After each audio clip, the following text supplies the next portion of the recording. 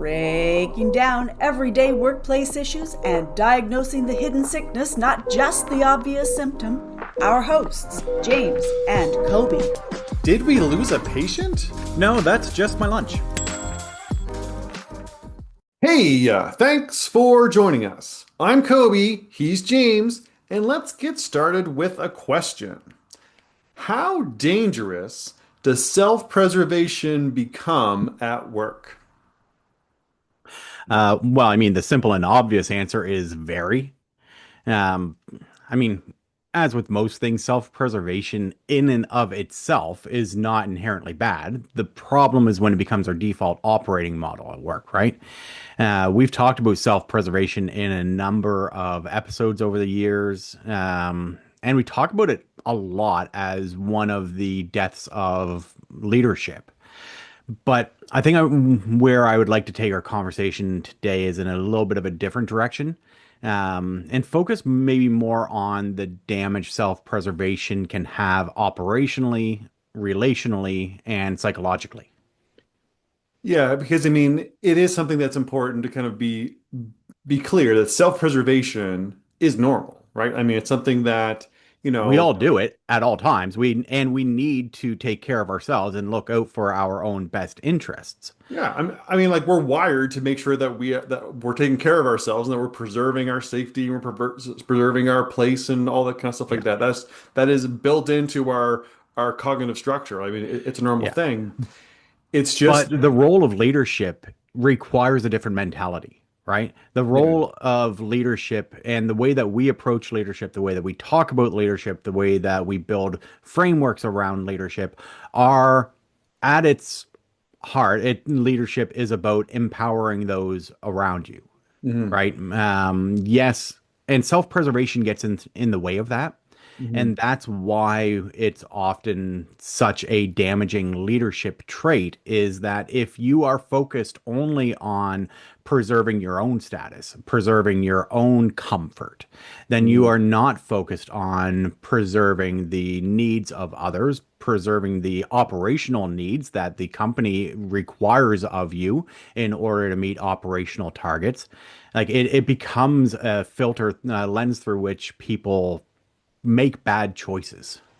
Well, the thing is that like a workplace team, like employees in an organization, there's a symbiotic relationship, right? Hmm. Like one employee, is not a standalone island, and that they have a role, they have a purpose, they have a function, their work impacts other people's work, and it's all connected and it's all related. And this is what happens when self-preservation becomes something that a leader or an employee can almost like focus on, that they can end up almost like weaponizing it. And it Yeah. becomes a real threat to the culture, to the psychological health and safety of your coworkers, to performance, and even kind of the longevity of the organization. Because often a lot of stuff we talked about with in past episodes, we talked about like strongholds and silos and stuff like that. A lot of that can come from this place of self-preservation Hmm. becomes the unspoken law of the land. And that's when a lot of these majorly toxic, like hostile workplaces end up kind of coming from, is from that level of threat caused by sometimes weaponizing self-preservation. And I'm glad you brought up the strongholds piece because that is a classic example of group preservation, right? And taking the self-preservation away from just the individual and trying to just I'm going to protect my department against all of the external threats, Mhm. right? And those external threats become your colleagues in Right. other roles in other parts of the organization, in Mhm. other departments. And that's how strongholds are created. And that's how this infighting happens. And the problem with all of this is that as soon as one person does it, it Mhm. forces other people to do it, Yeah. especially if you're a manager. If you are a manager or a leader and you are really just looking after your own self-interest, what you are broadcasting to everyone else, everyone on your team, is that the only person who's going to look after you is you. So get yours and Mhm. insert another word for everybody else. Right. Right? Like it is a very toxic and contagious problem. Well, I mean, sometimes it's a matter of like, and again, what's be interesting is that I think you listening, you may have a very kind of like clear mind in what self-preservation looks like in the workplace. We're actually going to go into a number of different things that you may Hmm. not have thought that's what self-preservation looks like to kind of show you the depth of it and the different faces of it. But if somebody, however it looks, is willing to step on the necks of other people, then the thing is that, like I say, the symbiotic relationship of our workplaces requires, at some level, for you to have the back of other people and for someone else to have your back. But as soon as an employee will not, or a manager will not have the back, will not look for the back of someone else, they're only looking out for their own, then that causes a chain reaction or a domino effect where there's a break in the chain and now everyone has to look out for themselves and they have to be willing to kind of step on each other's necks in order to get there, right? Yeah. So let's talk a little bit first about kind of where it comes from Yeah. and then what kind of how it can go too far. So I really don't think it's that complicated where it comes from, no, right? Like it's not. for me, I see it purely as a fear-based tactic. Completely. Absolutely. I mean, it's that fear of losing status or relevance.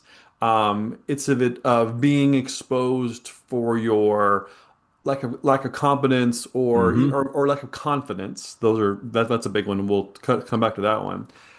It's about losing kind of the small places of power that you've already kind of like maybe like carved out for yourself and the little like kingdoms that you make. Yeah. It's fear of being blamed for something, right? Fear of accountability, whether it's true accountability or it's Yeah. unjustified blame, right? I mean, it's 100% fear based. I mean, it's fear of losing your job is kind of the at the end of it. Losing your Yeah. job or losing your reputation are kind of like the main areas, and then all those other ones like status and confidence and power and blame all fall within that to some That capacity. larger bucket of, am I going to be found out?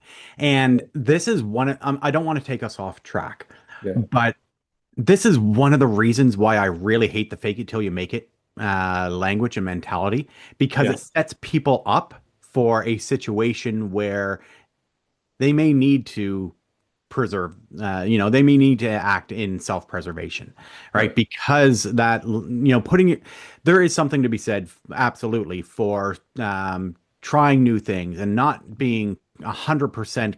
Like we're never going to be 100% confident that we're going to be able to do, when you step into a new role, and you need to address those confidence issues. So from that mentality, yes, I get the instruction, but I see it as a potential danger point, because when you're in that model of I feel like I'm faking it, I feel like I'm an imposter, then the default is to try to protect yourself, which is rational and normal, but dangerous.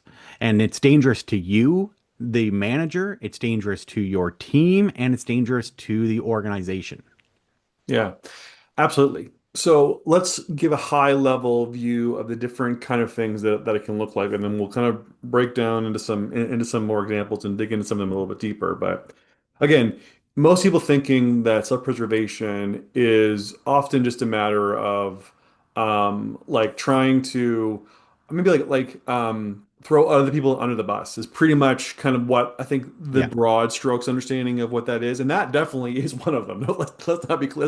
That's a Yeah. big one. That knife sticking out of your back. Yeah, Yeah, that's a bad absolutely. thing. Yeah, but other some of these other ones, you listening may be like, okay, I didn't really think about it from that context. So some of these may be very helpful. Again, another one that may be a bit kind of common is overly identifying with leadership to avoid scrutiny, like Yeah. being overly agreeable, like the yes man Yeah. type kind of thing, right? Or just kind of like again, like making the fake friendships with your boss to make sure that you're protected. That's definitely one too. Another one is kind of withholding information, like kind of Yeah. like carving, like like secrecy and lack of transparency.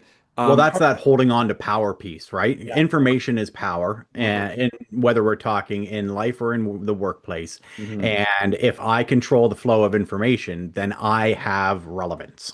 Yeah, absolutely. So, and that's just it. Is like the relevance piece is a big piece because another going back to relevance is sometimes when we're unconfident in the work that we're doing, we will create almost like a bit of chaos or a bit of competition or a bit of like conflict between people that we work with so that you can be the savior or that you Hmm. can be the go-between so like your value and your role is more it is clear that this place would fall apart without me or these teams would never work if I wasn't here, but you're actually kind of causing that conflict, and we've seen that in a number of workplaces that we've gone into. Yeah. um I've got a few more that we may not really have talked about previously that I think we'll end up digging into these because these are actually really interesting. And they're kind of related, but I'll kind of talk about them as three different things. One of them is alliance building for protection. And this is Yeah. something that when you're, again, this is actually kind of the precipice or the pre-work that comes before a stronghold is created, right? You're protecting yourself, and so you're almost like building alliances within your team, and using the idea of the enemy of my enemy is my friend, and trying to like build these strong alliances by villainizing other departments or other people Yeah. or management or whatever it might be as a way to protect yourself by insulating yourself with allies, but largely it's often manufactured. Hmm. And that leads me to the other one you just manufactured by the next one, which is manipulation. Yeah. Often we get very manipulative. We start rumors. We can start to pick apart people's like interactions to kind of look for things to be taken to villainize. We can actually start to um, really create the situation where we almost like gaslight people. Honestly, I hate using that word. It's overused.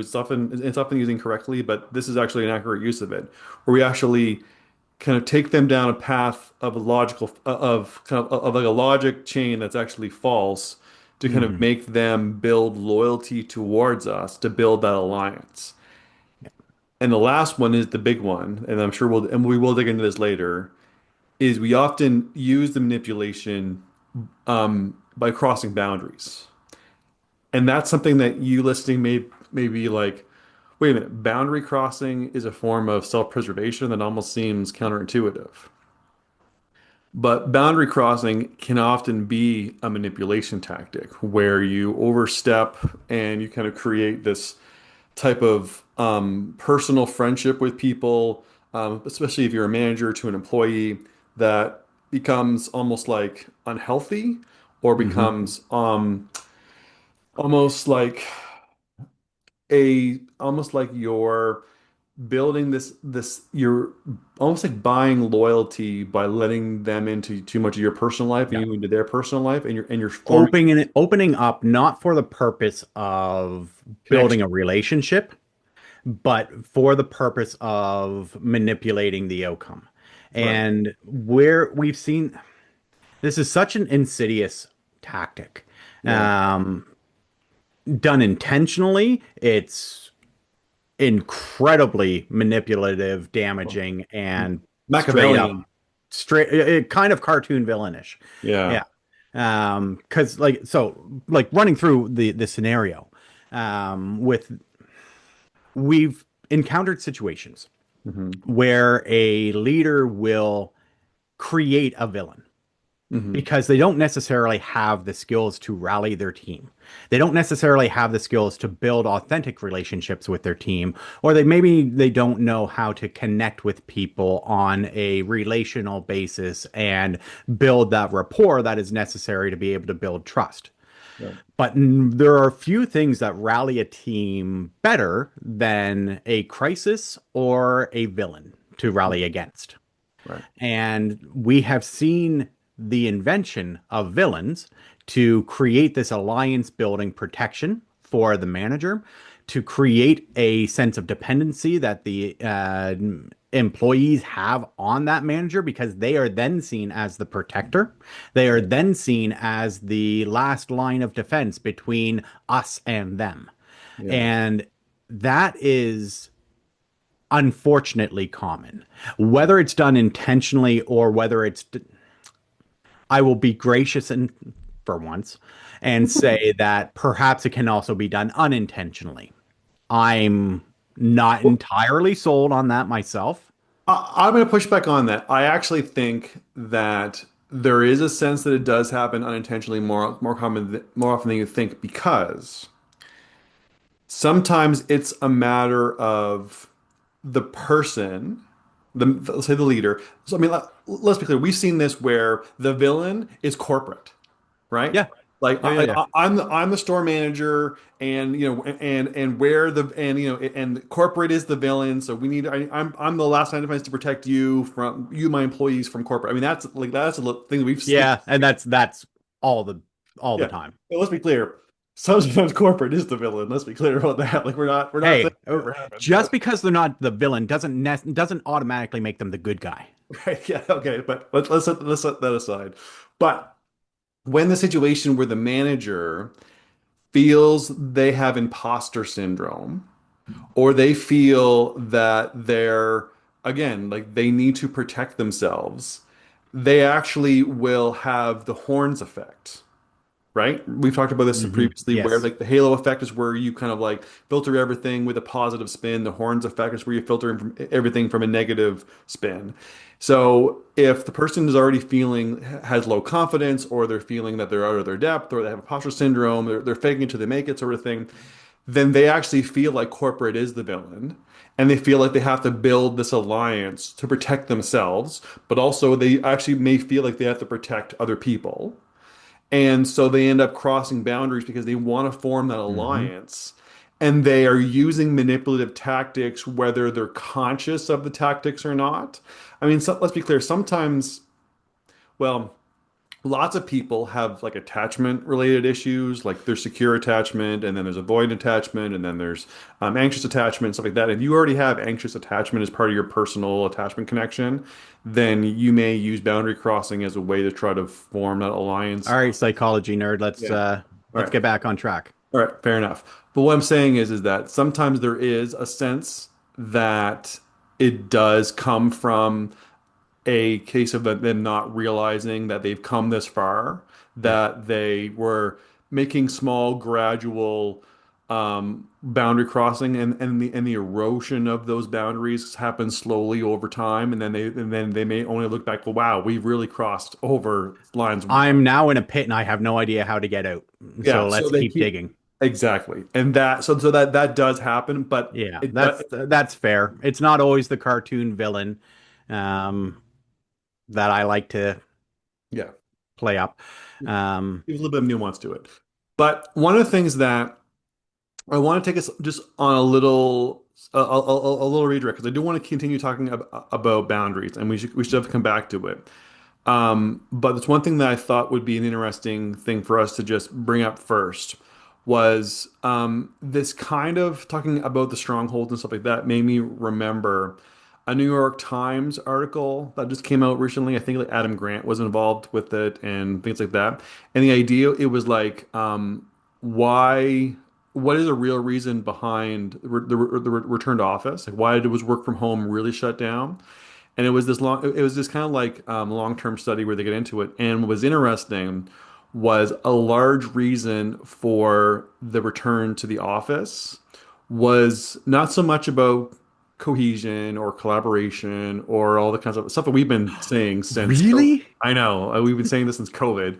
Um, it actually came back to self-preservation for managers, because they needed to be seen, they needed to be admired, and they needed to be invalidated.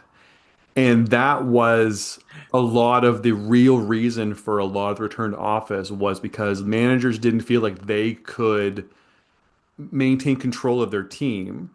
So they had to basically convert everything so that they could have the validation of, I'm doing a good job, I'm worth I'm important to corporate, blah blah blah, blah, Yeah. blah. And that's why this a lot of the return to office. It was largely about ego. Ego was the main reason for a lot of the return to office piece. Really, it wasn't grounded in legitimate business operational requirements. I know. I'm If only someone had been shocked. telling people for the last 5 years. Yeah. Well, it's so funny. Well, funny is the wrong term. There's such a it's such a bad reason to make a big decision. Yeah. And it largely comes from the fact that we have used proximity as a stand-in Mm, for being able to manage people. I don't yeah. think we've ever trained good man, not ever. I think the majority of times we fail to train good managers. And Mhm. we use proximity as the closest stand-in that we can figure out, right? Because if I can actually see what you're doing, then I can manage your work. Right. But that doesn't build trust. That doesn't build skill. All No. that does is build surveillance. Yeah. And that's the model that we tried to replicate during COVID when everybody had to work from home. That's why, these meetings for meeting's sake and the um, invasive technologies that are used around, key logging software or even like eye tracking movements to make sure that you're actually staring at your screen for 8 hours a day. We are Yeah. trying to replicate proximity when we don't have a good method for actually building accountability and trust. Well, and the whole idea is that, the idea that work only looks like people Yep. typing on a computer. That's the like, or you can only do work from your desk. Yeah. But largely, like this article was kind of making the point of those are the kind of underlying assumptions, but a lot of it is that leaders need to feel kind of like admired and validated by having people in their proximity. And as part of this reason that they needed to preserve, so their self-preservation was, I can only lead if I'm admired or if I'm worshipped in the workplace or whatever it is. And it's a sense of self-aggrandizing, which is where a lot of the push for a lot of this stuff is. It's not about the work, it's not about productivity, it's not about quality, it's not about anything other than ego and self-preservation. Now, It's again, all about not to me. say every situation, but what No, was that? it's all about me. Yeah, absolutely. Yeah, and that's just it. But I mean, not to say that again that there's no cases where return to office was what was useful, but the And idea, it's not always that these are well thought out and articulated motivations either. intentional, Yeah. conscious decisions, exactly. But I mean, it is one of those things that I just again, I know we're going to get back into the boundary crossing piece, but I just before we did, I thought that would just was an interesting thing to pop into my mind, so I just wanted to share that. Um, Maybe shoot a link to the article in the show notes. yeah, no, that's a good idea. So, I do want to dig in a bit more into the boundary crossing piece because this idea of boundary crossing tends to be kind of where a lot of the stuff ends up kind of starting. So you cross boundaries, create manipulation, build alliances, withhold information, all the other kind of stuff, right? And what's interesting is that, and we talked about this kind of as a concept that we've seen, and we thought it was a really interesting thing to bring up here. And you were really interested in it when when this kind of came up in kind of some of our work was the idea of weaponizing vulnerability, Hmm. right? So the idea of where people share struggles not for connection but to manipulate outcomes, it's something that, this intentional or maybe this subconsciously intentional effort to build rapport and again create these protection alliances is something that again doesn't just exist in management. It often exists with teams, but it's because like I think we're all used to the idea of it's kind of like a bullying tactic where someone like befriends you and tries to get you to open up to your secrets so they could use them against you. That's something, that's something that, Yeah. I mean, Yeah. that's something that's a very junior high thing that I think Hey, there's way too many commonalities between junior high and the workplace. That, you know what, maybe that should be the quote for this episode. But I do think you're right. But almost, but since junior high, I think all of us have become aware of that type of manipulation tactic where someone is a fake friend and then you share your secrets with them and then they use them against you. But what is less common is that when someone befriends you, they share things that you share pieces, but it's to build that alliance and that Yeah. loyalty. It's almost like manufacturing loyalty through personal connection to eventually use you as a shield Yeah. when I mean, I know that you like, I'm in a management role. I know that you, my employee, love animals. right. And whether it's true or not, I can open up and show the vulnerability of this painful experience of having to, recounting how the cat that I've had for years suddenly passed, and right, like it's this manufactured sense of sympathy that I'm trying to get. Because if I can get you to a point where you feel bad for me, Hmm. that you feel like that you need to protect me because this opening, this vulnerability that I'm showing is comes across as very authentic.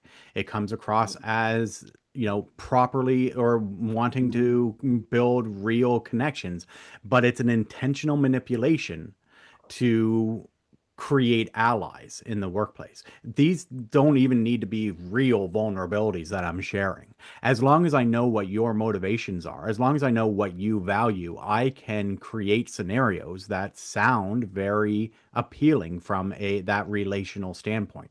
And we see this as a manipulation tactic that happens with poor, I'm just going to call them bad managers and bad leaders. Yeah. I really, you're right. When we were kind of framing out what this conversation could possibly look like, that language of weaponized vulnerability, I really like the description of it because it is such a contrast to how we think about showing vulnerability in the workplace. And even we at Rome, like we talk about vulnerability a lot and the Mhm. importance of leaders in showing some humanity, in being vulnerable, in owning your mistakes, in being open and honest. These are very good traits. They are healthy traits. They can build really strong relationships with people, but they can also be used nefariously. Yeah. Yeah, and I mean, and again, this isn't always just manager down. We see it a lot as manager to employee, just what work do we do, but we also kind of see it where Yeah, employee, that's the nature of yeah, our specific context. yeah, but we also do see this where employees try to befriend their leaders to avoid accountability. Like Hmm. they try to build that personal connection so that way when stuff happens, they're again kind of like given a bit of a pass and favoritism and stuff like that. Yeah. Um, and I mean, like. Because again, a lot of it is that this idea of, like of these protection alliances is something that we try that people again, whether it's consciously or subconsciously, try to create. And what's awful is again, if you come from a very cutthroat workplace or a workplace that has traumatized you and and then you move to a new workplace that maybe doesn't have that maybe has a better culture, you may feeling like you need to build these protection alliances just out of just habit, or you think this is what normal work is. Yeah. And it's a tough place to kind of get into that you're intentionally building these alliances for protection, but realizing that maybe you're actually building towards a war that you're unintentionally starting yourself, or the idea of the self-fulfilling prophecy, right? Yeah. That might be some of that you're saying, well, it's going to come down on me, so I need to build my alliances and then attack first, and then when they attack back, like, see, I was right, they attacked us, and that kind of thing. Yeah. Because it's this idea of like ally building is a good thing in general. You want to build rapport, you want to build connection. I mean, we talk about employee motivation and kind of like and connecting to your job with purpose. One of the sparks of motivation that we talk about, we talk about the eight sparks of motivation, or eight sparks of purpose, sorry, is loyalty to others, right? So building Yep. loyalty, having that connection, having making work friends, and enjoy and having a great culture to work in. Those are healthy, good things that, you And know, they are legitimate motivators for people. absolutely. And often, like, we often stay in jobs because of the great people we work with, even though the job may be terrible and long hours and Mhm. hot and whatever, but like we do enjoy the people that we work with, so we tough it out. Yeah. And that is healthy. That is a good culture. But understanding the difference of, are you building allies and loyalty and connection, or are you trying to just build protection? Are you like what is your motivation behind this? Because again, like, this is why we create cliques in the workplace, right? Cliques are often protection alliances. They're not meaningful, again, like employee, morale and camaraderie. They're usually a form of self-preservation protection. Yeah. And another thing too is, like, alliances can also become political currency, right? Like, you kind of play the politics of the organization, and you've got the this again, like, this clique that you have to sell them on it because they're going to make people's life miserable, or they make the new people have to, like, kind of they put them through the gears, or they hold on the information. They built this little kingdom, and then it becomes trading kind of, again, political favors and using it as political currency, Yeah, right? it's like there's so many damaging aspects to this. Like even as you're talking about the alliance building and the cliques, and what's coming up for me is also how damaging this is to trying to create any form of belonging in the workplace, right? Right. Like if people getting punished for not joining the right group, the in group, the cool kids table, Yeah. right? It is so done poorly or done with the wrong intentions, it creates so many barriers to the type of environments that we say that we want. An environment where people can actually be themselves and provide their best work and show up to work without fear that their manager is going to blow their lid at the drop of a hat, right? Mm. Like it is such anathema to a honestly productive and healthy workplace culture. Yeah, because I mean, like, you're right, belonging and inclusion are something that you can never truly get when you have these protection alliances existing in your workplace. Because Well, again, by definition, right? yeah, If there is an us versus them, then yeah, there is not belonging. no, absolutely. And the idea, because again, like, that's how you build. I mean, that's also how you build glass ceilings and everything else like that too, right? Because I mean, there's to get to the upper echelon of the organization, you have to assimilate. Yep. And if that's if that if Whether it's an old boys club mentality yeah. or a new boys club mentality, doesn't matter. Right. Well, It's the yeah.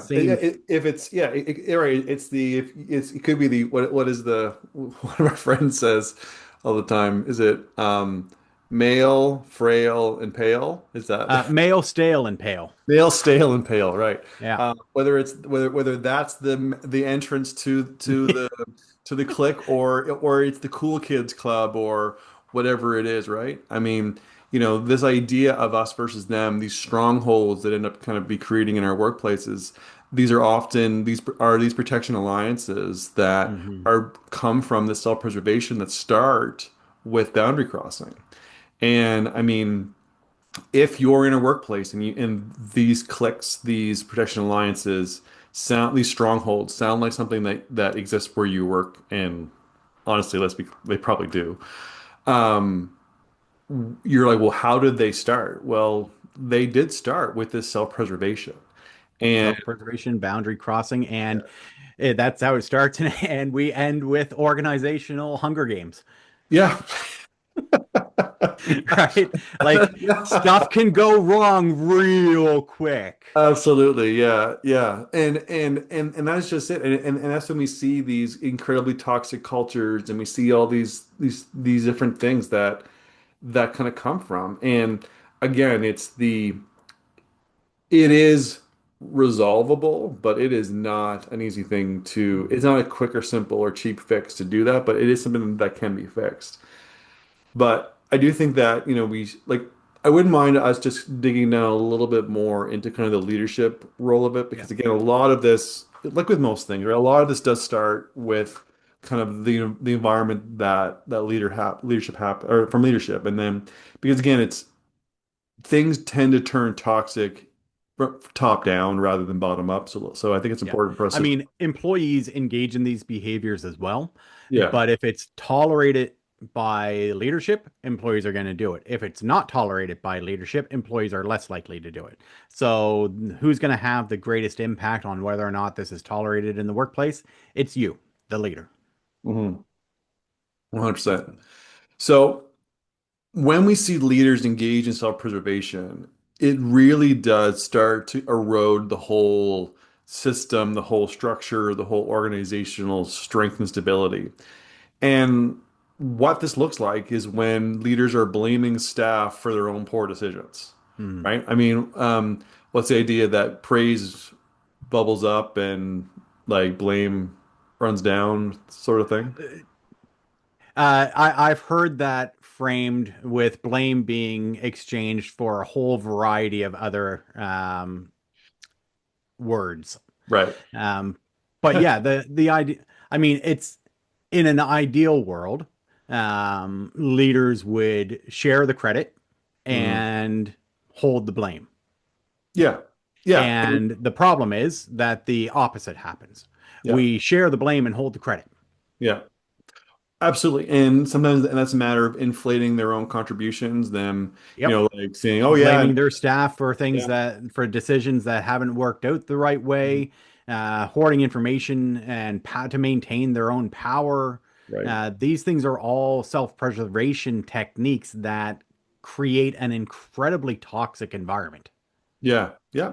Well, and I mean, like we also see things like like them almost like rewriting history to kind of Yeah. like make themselves kind of like be able to like be the hero of the story or and people are and like oh and what's funny what is funny is this actually works out really well for some leaders because if you're a really toxic leader you tend to have extremely high turnover so there's not a ton of like corporate knowledge other than you so when you start rewriting the story there's no one who was there to challenge you on it Or so if there are people who are there, they're either in on the yeah act or yeah they are too paralyzed by the trauma of seeing everyone around them get fired or leave that they're yeah not going to challenge you on it. exactly but I Not mean that we're giving you tips, right? Like you know let's what just be actually very clear on this angle. These are not tips for you to engage in. we do have tips coming, but you're right. This is not the how to. Not this section. Yeah, yeah. Let's hope no one cuts this out and say, "Hey, toxic leaders, do you want to kick it up a notch?" Like, like stay toxic, everybody. But the other thing is like, again, like retaliation is something that we see all the time, and again, this is start breaching some Yeah. of the core fundamental tenets around psychological safety and belonging are just so like toxic leadership is just a complete counterpoint to psychological safety and belonging, right? But I mean, it's narcissism. It's yeah, fragile egos. yeah, It's people mhm. who are insecure about their own accomplishments, and it's this whole idea that I need to cover up my mistakes in order to appear competent. Yeah, and they surround themselves with sycophants and yes people, and they live in their own echo chamber, and it feels. Although, little sidebar, someone heard a clip of our podcast a little while ago, was asking if we did a political podcast talking about global politics. Oh, And no. I was like, no, we don't. They're like, oh, well, I heard this clip, and I was like, oh, well, that just because what we talk about, especially that little bit past there, may sound relevant to global politics, is actually not what we're talking about, but it does relate quite well. Well, I mean, we are talking about leadership, Mhm. and leadership is not only contained to the workplace. Right. That's all. For the purposes of Roman 3 and this podcast, that is the full extent of my political commentary. Fair enough. Let's move on. Um, You, you, you don't need me ranting about politics no, as well I am as, moving us. I am yeah. moving us on because I don't have to cut all a 25-minute rant that none of you listeners have to hear, but I have to hear on a regular basis. Yeah. Um, Count your blessings. yeah, but I think where we want to get to, and you touched on this before, but the idea of what is the real or additional cost of self-preservation. And I think it is just this. I mean, you had mentioned this before, but self-preservation is contagious, Hmm. right? That when one person starts doing it, everyone else has to do it.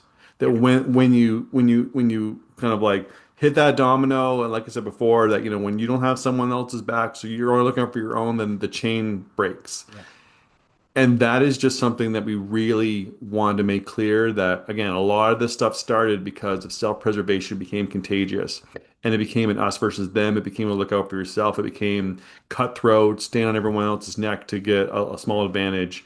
And that's how we And often it, get to. it was and it was never addressed by leadership. It was never curtailed, and it was allowed to fester, and it was allowed to grow, and then it became and the way that an entire team operated. Then it became the way that an entire department operated, and then other departments had to look out for themselves, and strongholds were created, and Yeah. then it was departments against departments, or regions against regions, or offices against offices, and this toxic us versus them mentality.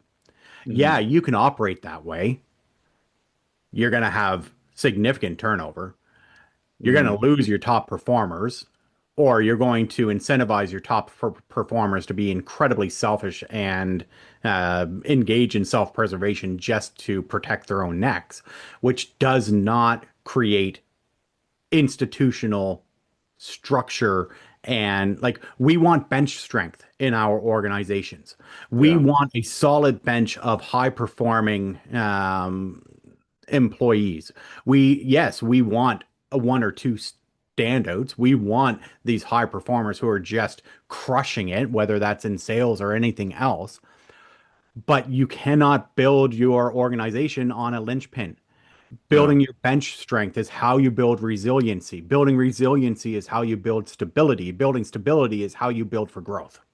Yeah. 100%. And it's one of those things where that that chain that you just mentioned is what needs to be in the mind of the senior leaders. And anything, and then so when you start seeing some of these self-preservation behaviors existing, they need to be addressed like sharply as addressed as the threat that they actually are.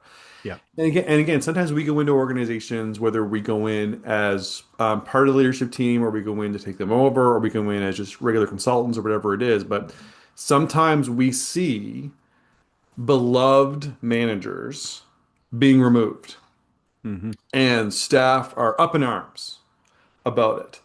And sometimes those beloved managers were engaging in protection alliance building. And Yeah. that's why they were beloved, because they were crossing boundaries. They were manipulating people into building this fabricated loyalty. And then they were trying to insulate themselves from all of the things that they were doing wrong, but they were keeping to Yeah. themselves. And then so because they wanted the uproar to happen if they were let go, because that was the only protection that they could find. We see this happen a lot. And then, and it's tough because you're like, well, do you, like, once a person's gone, how do you manage that? Do you like try and break the veil and tell them how terrible the person is? Well, no, you really can't, because I mean, like, a lot of the times that stuff is Plus, you have confidentiality exactly. requirements. Yeah. If they had been let go, then there could be a whole bunch of legal implications for you crossing those types of boundaries. Like, it is difficult for you to address after the fact. And this is something that we do work with organizations on. Yeah. It is a balance. Hmm. And the thing is, even sometimes when the relationships, like the manager may actually care, like legitimately care about the people that they worked with. That was not their intent, or that was a byproduct of what they were doing rather than building relationships for relational, for Yeah. productive, and for a healthy Healthy. environment. Yeah, exactly. Yeah.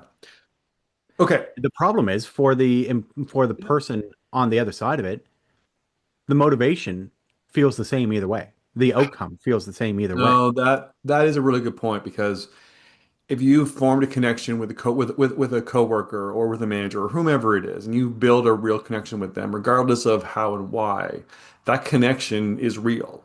Yeah, You gave some of yourself to them, they gave some of their self back to you, and you build often this spills into a personal friendship or wherever or whatever it is, right? yeah. And then you do feel betrayed by the organization when that person is gone. And you may not realize, well, that wasn't healthy, that wasn't proper, that was breaking ethics. Yeah. And even if you do kind of conceptually understand it, it still feels the same, right? Then Doesn't matter because perception shapes reality and how we feel shapes our perception. yeah, yeah, you're right. Okay, so we have a little bit of time left. So let's actually try to be, we've been pretty negative this episode. So let's Not actually, me. I'm always Mr. Positive. oh, yeah, absolutely. Let's actually try to like give some little bit of tips on what healthy self-preservation can actually look like, or what can you do to try to, make sure that you're building the proper self, Yeah. the proper efforts and that you can actually do to do the healthy side of self-preservation. Because again, like we said, self-preservation at its core is not a bad thing. It's often when it's been manipulated or it's been co-opted or it's been used for evil purposes, that all the stuff that we talked about before. I And so that think for me, yeah, like honestly, where everything starts with me is clear expectations, yeah, right? Clearly defining expectations around how we work together, how we engage. Like we've talked before about my leadership style tends to be a bit more informal than yours, yeah, and it can be a balancing act, hmm but it starts with clear expectations around what boundaries are we setting in the workplace. How do we like? I like to joke around with people. I like to have fun. I like to build those. Like I get a lot of personal satisfaction out of building the relationships with teams when we are engaged in our work. Um, but there's boundaries to that. yeah, There's very clear expectations around how I, as this in this executive role or in this consultant role, engage in certain things. mm, And James, the person, is different than James, the executive, is right, different than James, the consultant. right. And those expectations need to be clearly stated up front, and those boundaries need to be reinforced. No, no, and you're right because again, setting and consistently upholding boundaries is is probably an essential element to all of this. Because again, like you have to be able to kind of be clear about when you can and cannot engage in conversation, and Yep. be very consistent with where the lines are. And again, this is kind of we talked about this. Like again, this is kind of goes back to our integrity leadership program Yeah. and methodology and framework. Because again, a lot of it is that is that the consistency of reliably being respectful to everybody, but holding people to the boundaries and having the moral courage to kind of like be able to shut stuff down. And again, being having the trustworthy influence to, you know, respect the power that you've been given as a leader and hold and the reverence that it deserves, and then ethically following through with all that. Because ultimately, self-preservation is hardest when you're unconfident, Yep. but self-preservation almost kind of becomes, in a large way, pretty easy to obtain if you can build the confidence in the work that you have.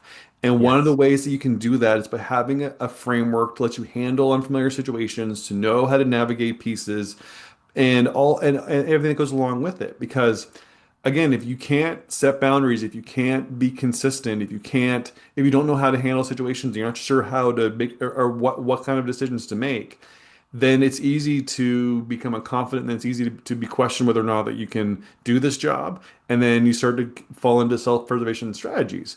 But if you can find the confidence by having a framework like our integrated leadership approach, those tools, those tactics, those strategies can help you really develop actual confidence. And the self-preservation becomes so much easier to obtain because you're making smart, strategic, ethical, consistent decisions. And who doesn't want to keep someone like that around? Yeah. Right? Yep. I can't stress enough how much having a framework for analyzing difficult decisions, how much confidence that builds. I mean, it can be said that I've never been short on confidence, whether earned or not. But it legitimately, it is something that I still lean on constantly Oh yeah. because having we've talked about it so many times, and I still firmly believe that consistency is one of the most important skills and attributes that we can have in the workplace. Mhm. And what a reliable framework provides is consistency. Yeah. Consistency in how we analyze our decisions, consistency in how we evaluate our decisions. Um, Yeah. it can be incredibly empowering. Yeah, so I think what I'll do is I'll put I'll reference some episodes for people to go back and listen to about integrity leadership. Yeah. Just because, again, that is something that we really cannot stress enough, has a lot of value in just giving you that consistency. Because, again, if you can build the confidence and be consistent, then everything else becomes a lot easier. Like, again, we walk in organizations that are, I'm going to say figuratively, but we have an example of it being literally on fire. Easy now. But like when we go in, people often say, "How could you guys walk into these places that are just falling apart and just handle it?" And the thing is that we only try and do three things, which is to be calm, to be confident, and be consistent. And if we do those three things, that is what completely bodes so well for us. And that's why Yeah. we end up doing so well when we step into these places, because that is the recipe to make stuff happen. And it's something that, if you don't have, if you can build those three things, then everything else becomes so much Yeah. easier. So I think that if you listening are really concerned about your own self-preservation, whether the good or the bad, I think the integrated leadership conversations may actually be Yeah. very helpful, especially if you're filtering it through this conversation. I think you might find a lot of value in that. Yeah. Learning how to set and clearly express what you expect out of people in a way that is respectful, Yeah. in a way that respects professional boundaries, Mhm. and then having a framework that you can use to evaluate your own decision making when you're faced with a challenging situation. It will help. Yeah. It absolutely does. And people that have used it have found it very helpful. We use it all the time and we find it very helpful. So, Yeah. okay. So I think that about does it for us. For a full archive of the podcast and access to the video version hosted on our YouTube channel, visit roman3.ca/podcast. Thanks for joining us. For more information on topics like these, don't forget to visit us at roman3.ca. Side effects of this podcast may include improved retention, high productivity, increased market share, employees breaking out in spontaneous dance, dry mouth, aversion to the sound of James's voice, desire to find a better podcast.